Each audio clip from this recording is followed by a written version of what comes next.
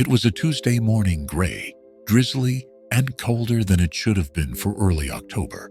At the corner of Maple and 8th stood Dot's Cafe, a small neighborhood spot with creaky floors, handwritten menus, and regulars who ordered the usual without saying a word. It was the kind of place where people sipped slow, and time felt like it had manners. That morning the bell over the door jingled, and in walked a man no one recognized. Tall, gaunt, wrapped in a worn military jacket. He looked like he hadn't shaved in weeks, and his eyes scanned the room, like someone who didn't expect kindness. He made his way to the counter and placed a crumpled dollar on it. "Just a coffee, please," he said. The cashier glanced at the price board, $2.25. The man started reaching for his pockets, muttering, I'll pay the rest next time." That's when she stepped in, a short, round black woman with silver braids tucked under a purple headscarf. She wore thick glasses, a gentle smile, and held a folded newspaper in one hand and a crumpled $5 bill in the other. She tapped the counter. "I've got him," she said warmly. "Add a muffin, too." The veteran blinked. "Ma'am, you don't have to." She waved him off.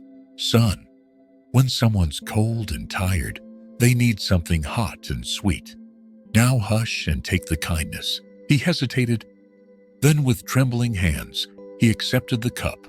"Thank you," he whispered. "No one's done that in a long time." She smiled. Well, they should have. They sat at different tables, exchanged no more words that day. When she left, she didn't even tell him her name. To her, it was just a moment of kindness. To him, it was a lifeline, and she had no idea that years later that moment would come back to her in the form of a gift so big it would shake the whole neighborhood. The man left Dot's Cafe that morning with more than caffeine in his cup. He carried something he hadn't felt in a long, long time. Dignity. For years, Josh Thompson had drifted from town to town after returning from service overseas.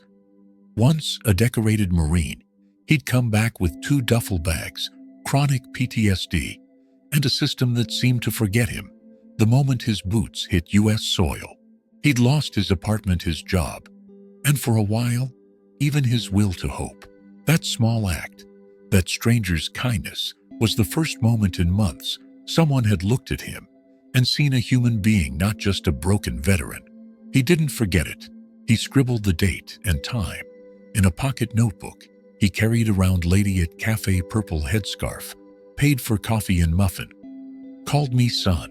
It became a kind of turning point. That week, Josh walked into a local shelter and asked for help. He began therapy, applied for housing assistance, attended a job skills workshop hosted by a nonprofit. It wasn't instant, nothing ever is, but the gears started turning, and slowly he rebuilt. He landed a part-time gig at a hardware store, then a security job at a construction site. A coworker let him rent a room above their garage. By the next year, he had a steady job, a small apartment, and enough stability to start thinking about tomorrow instead of just surviving today. But he never saw the woman again. He didn't know her name, didn't know where she lived, only remembered the soft confidence in her voice and the warmth of her gesture. So he tucked the memory away and carried it with him. Years passed. Josh enrolled in night classes, graduated from a community college, took a full-time job managing inventory for a logistics company. His beard was trimmed now, his back straighter. People greeted him with respect, and most days he looked in the mirror and saw someone worth being. Then one Sunday morning, while running errands, Josh passed Dot's Cafe. He hadn't been there in years. On impulse, he stepped inside, and that's when he saw her. Same purple headscarf, same quiet smile, sitting in the corner booth with a crossword puzzle and a cup of tea. She looked older now, a little slower in her movements, but he recognized her instantly. Josh walked over, heart pounding. "Excuse me," he said. "Do you remember a man you bought coffee for maybe 5 years ago?" She looked up, squinting behind her glasses. Then her eyes widened slightly. "I might," she said slowly. "Was he cold?"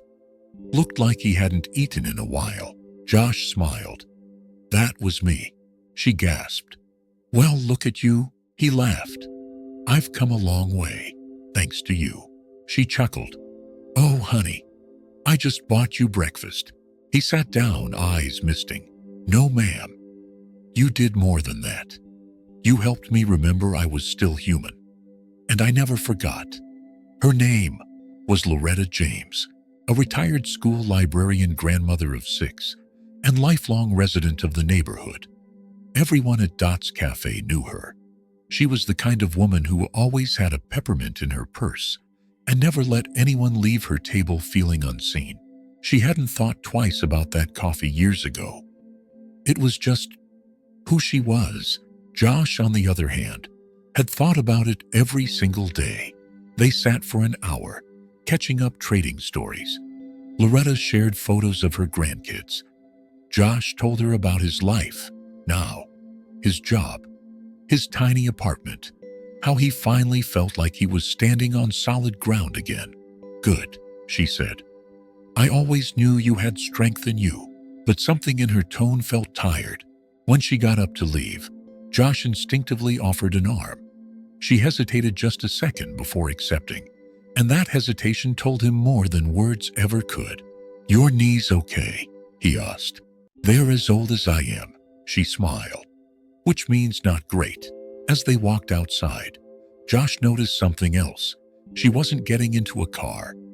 She began slowly shuffling down the block cane, tapping the sidewalk, paper bag under one arm. "Are you walking home?" he asked. "Just a few blocks," she said. Not far, but he followed at a respectful distance anyway, watching the way she struggled with curbs, how she had to pause every so often to catch her breath. When she reached a small duplex with chipped paint and a sagging porch, she unlocked the door with fingers that shook more than they used to. "Thank you for walking with me, Josh," she said kindly. "Be good to yourself now." That night, he couldn't sleep. Something gnawed at him. Loretta had done so much for others. Even in that small moment years ago, she'd extended kindness without expecting anything in return. Now, years later, here she was, aging alone and walking home with sore knees and shoes that had seen better days. Josh stared at his ceiling thinking, what if that coffee wasn't the end of the story? What if he could be the one to give her something that changed everything? The next morning, Josh took the day off work. He started making calls to realtors, to banks, to friends he trusted. He combed through listings and researched elderly assistance programs. He asked questions like, can I buy a house for someone else? And what neighborhoods are safest for seniors? He wasn't rich, but he had savings, a modest retirement account, a VA home loan he had never used. It wouldn't buy a mansion, but it could buy dignity. And that's all Loretta ever gave him. A week later, he visited her again. This time he brought lunch. They sat in her tiny kitchen. The wallpaper was peeling near the corners, and a bucket caught a drip from a ceiling pipe. Josh noticed it all, but Loretta just laughed and told stories, stirring her tea with slow, deliberate grace. "Missy Loretta," he said carefully, "can I ask you something personal?" She raised an eyebrow. "Well, now I'm listening. Do you ever think about moving?" Her smile faded slightly. "Oh, I don't know. I've been here 32 years, raised my daughter here. But this place, it's fallen apart faster than I can fix it. Would you move? If someone helped you." She squinted at him.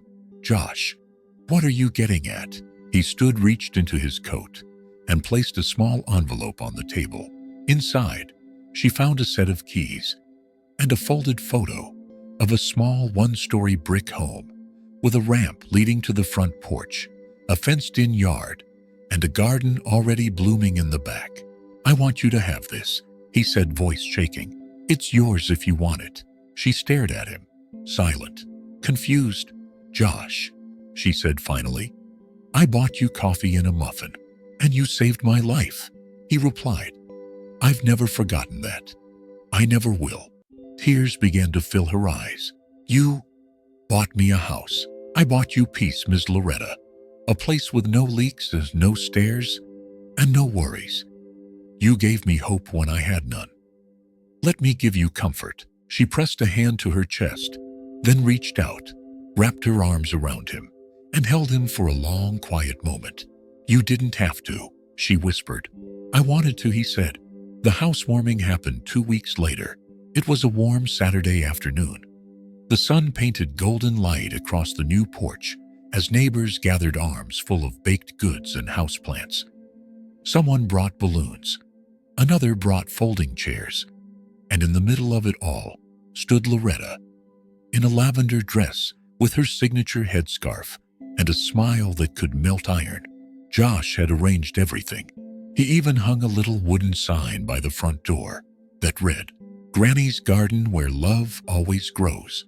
As guests wandered through the house, admiring the bright kitchen, the wide hallways, the cozy reading nook by the window, Loretta stood back, tears dancing in her eyes. She wasn't used to being the center of attention. She certainly wasn't used to receiving. But on that day, she let it in. Every hug, every compliment, every bite of peach cobbler someone brought just for her. When the crowd had thinned and only a few close friends remained, she turned to Josh. "Why me?" she asked softly.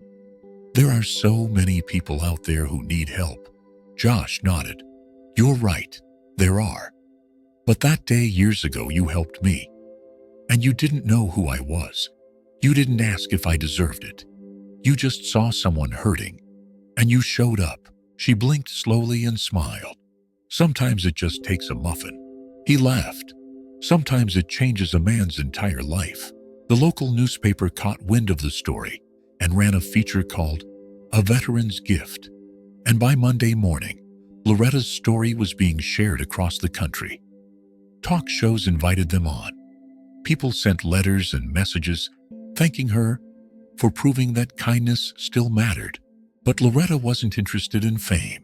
She just loved sitting in her new rocking chair on the porch, listening to the birds reading her books and sipping tea from a mug that said, "Best Grandma Ever."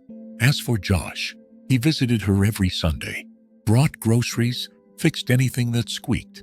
Sometimes they just sat in silence, two souls from different worlds, bound by a moment at a coffee shop, and a love that asked for nothing in return. And if you asked either of them what they learned from it all, they'd both probably say the same thing. Kindness doesn't disappear. It just waits to come back around. If you loved this story, subscribe for more. Drop a comment. We'd love to hear your thoughts. See you in the next video.